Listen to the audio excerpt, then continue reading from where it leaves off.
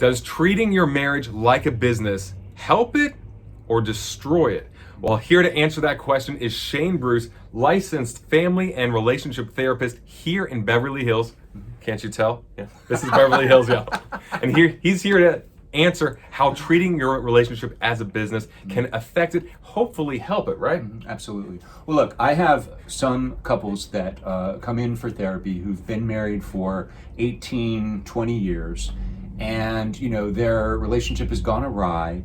And, we talk about sex, we talk about love, and we talk about marriage. And one of the things that I recommend is called the 3 R's, which is respect, romance, and religion. And when we go to religion, that gets a little wonky. What it really means is standing side by side and participating in something in the larger community. But the piece on romance, you really have to understand that a marriage has a romantic component, so you should absolutely have a date night. Sure. Candles, wine, the nice restaurant, going away to a lovely location if you can. But you've got to sit down and have some time for the business of marriage. And you've got to really talk about the nitty gritty, the nuts and the bolts. What is the business side of marriage? Right. So, understand that marriage is a marinating. The term marinate is, when you marinate meat, it means that it sits and it steeps in and it becomes part of. So a marriage is the first 3 letters, M-A-R. Yeah. M-A-R-I. So, right. So you're sort of blending 2 cultures, the culture of one person and another, even if you come from the same culture, your family values and systems and stuff. And it is a legal institution that involves common property. Okay. So you're talking about owning together. You're talking about having property in common. Rights with the children, co-parenting, that kind of thing. So people are going to have different ideas and different values when it comes to this very sort of touchy subject. So there has to be an atmosphere of permissibility to have conversations, to be open, for it to be okay to disagree, and to having conflict resolution strategies. So I recommend having, sitting down once a month or twice a month and having a business meeting. Yeah. So in addition to your romance, you've got to be able to deal with the nuts and bolts.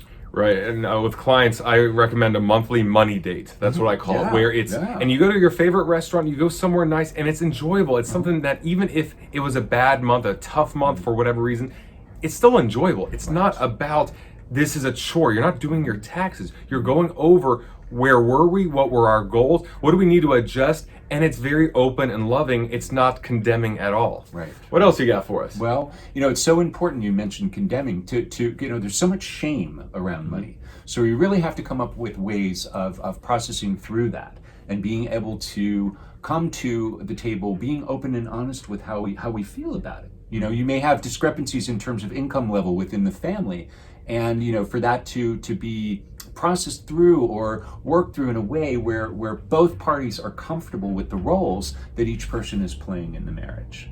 So important, Brad. Okay, so what kind of roles are you seeing? As in, what's the way to identify the roles? Is that earning money? Is that the kids? Is that the groceries or the trash? It's both, and it's all of the above. And we still have a lot of marriages that have the traditional roles of dad being the breadwinner and mom not so much.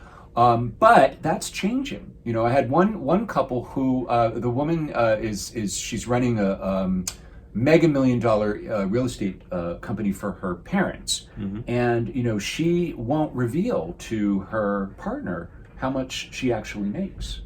Oof. I mean, when you think of it as a business partnership, if you go into partnership with someone to own a McDonald's and they're not telling you their side of the numbers, or you want to go into business with someone but they're not telling you how much capital they're going to put up, that's a red flag right there. I mean, is there any reason why that could be acceptable? Yeah. I mean, I understand that people have reservations for their own insecurities and their own reasons, like, hey, especially in here in LA and in Miami where I used to live, it's, well, if they find out how much money I make, and because I make a lot, I'm going to be sued, they're going to use me for my money and then leave. There's all these fears. But when you're actually tying the knot, it sounds like you've got to get over it. Yeah, it's hard because love comes from the inside. and money and finances is on the outside. So there has to be a balance between the two. There's got to be an ability to come together in a whole. Right. You know, and that's so important. One recommendation that I do have is my colleague Merle Yost. He has an article called Couples and Money. And Merle Yost is Merle. His last name is Yost. You can contact him on his website and you can order it. It's a workbook. It's an actual sit down with, and I've used it with couples, and it's been really, really good. All the things that we're talking about today are covered there.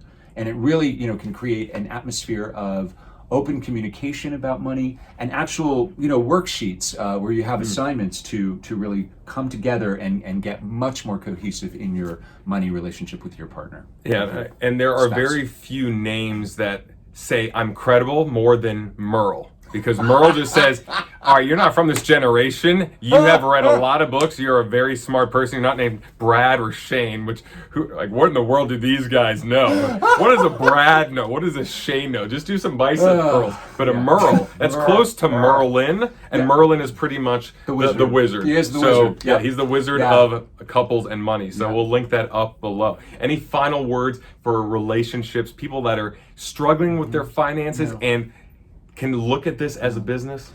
Well, you know, my approach to that, Brad, is really be gentle and kind. First and foremost with yourself, and then with your partner. That's the main thing.